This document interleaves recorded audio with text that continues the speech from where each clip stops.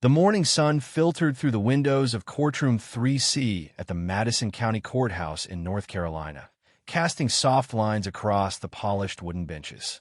Officer Darius Holt entered briskly, his uniform impeccable, shoes shined, posture rigid.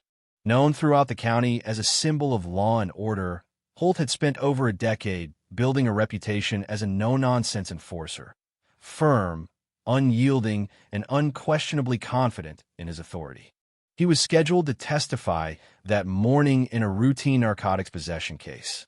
But before he could even approach the witness stand, the moment that would redefine his legacy exploded into the silence of the courtroom. Near the witness box stood an elderly black woman in a finely tailored navy suit. She was speaking quietly with a public defender, gesturing to a set of papers in her hand. Without hesitation or inquiry, Holt crossed the courtroom floor, his boots heavy on the wood, and slapped her across the face. The sound snapped through the chamber like a gunshot. Gasps filled the room. A pin dropped. A juror's notebook hit the floor. For several seconds, the courtroom froze, suspended in disbelief. The woman didn't flinch. She didn't scream. Instead, she calmly adjusted her jacket, brushed her cheek, and looked him straight in the eyes. "I'm Judge Evelyn Marchand," she said evenly, her voice slicing through the stillness. "And I'm presiding over this courtroom today." Time seemed to stop. Officer Holt blinked, his mouth agape. The bailiff by the door hesitated, unsure whether to intervene. A young public defender slowly lifted her phone and began to record. Others followed suit. Phones appeared, quiet clicks, and red dots, signifying the start of something irreversible. "I thought she was—" Holt began, but the words fell apart in his throat. Judge Marchand turned to the room. "We'll recess for 10 minutes, she said, and walked to her chambers with an air of unshaken dignity. Nobody moved. Nobody spoke. Holt stood like a statue, the hand that struck her now trembling by his side.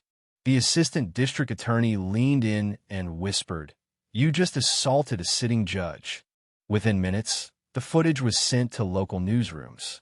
By noon, the clip was everywhere: social media, news feeds, national broadcasts.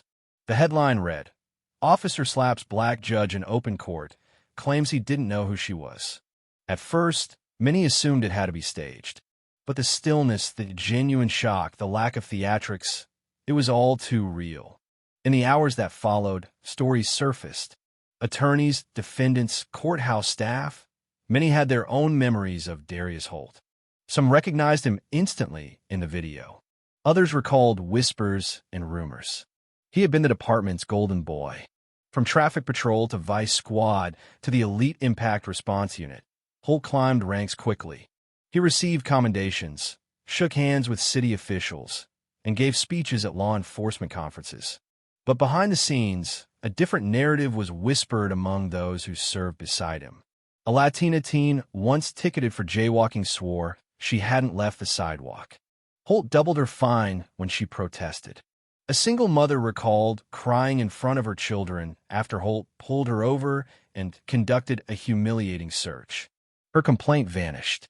Dashcam footage existed of him berating 2 teens on a park bench, only for both to be arrested later for noncompliance. That video never made the evening news. Within the department, Holt was both admired and feared.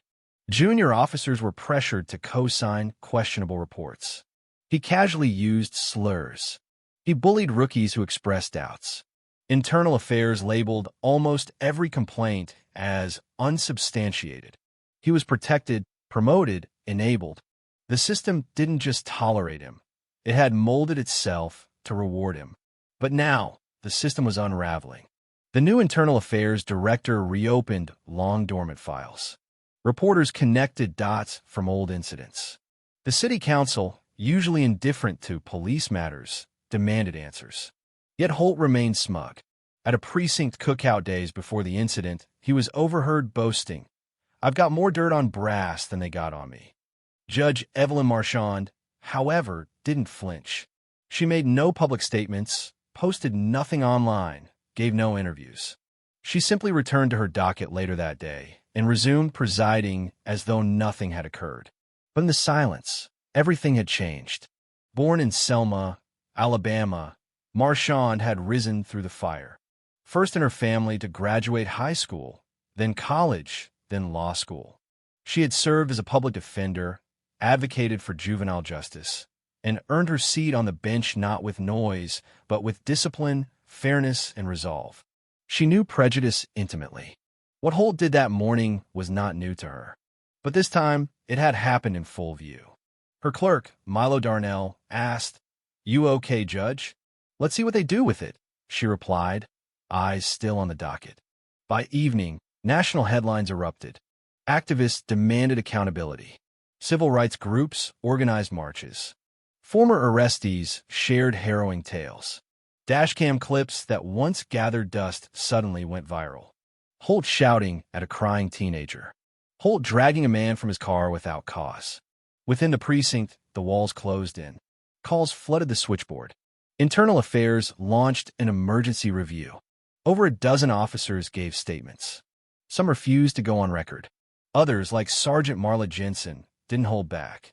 "He told me once he could make anyone disappear in paperwork," she said. That wasn't a joke. A police cadet described Holt planting a weapon under a seat during a vehicle stop, calling it narrative control. His union lawyer dropped him.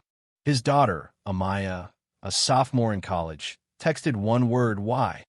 He spent hours in his garage, replaying the moment. Over and over. "She shouldn't have been in my way," he muttered. But even as he said it, the truth pressed in. He had struck an elderly judge. In court. On camera. 2 days later, the Madison Police Department held a press conference. Chief Dana Mercer faced the cameras, somber. "We do not condone Officer Holt's actions," she said.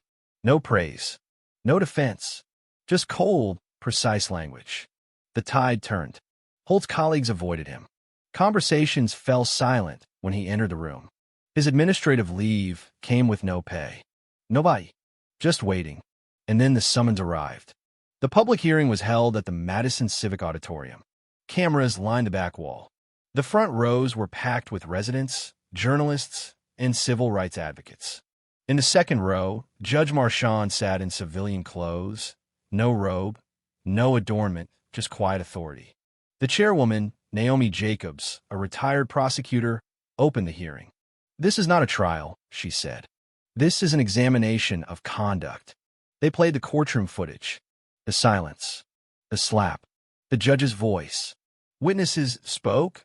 Officers, defendants, legal professionals. Piece by piece, they built a portrait of unchecked power wrapped in a uniform. Finally, Judge Marchand stood. She spoke simply, clearly. This wasn't fear. It wasn't confusion. It was a reflex born of unchecked authority. "I'm not here for vengeance. I'm here for clarity." The board recessed. When they returned, the verdict was unanimous. Officer Darius Holt was permanently removed from duty. All benefits revoked. His record referred to the state attorney. He didn't protest. He didn't speak. He simply stood as the room emptied. Judge Marchand walked past him without a glance. Justice had already spoken. In the months that followed, Madison County changed. Training policies were rewritten. Community review boards formed. Past cases were reopened. Judge Marchand never gave interviews. She never asked for applause. She just returned to her bench every day, letting her quiet integrity echo louder than any slap could. Because sometimes silence is the loudest sound in the room.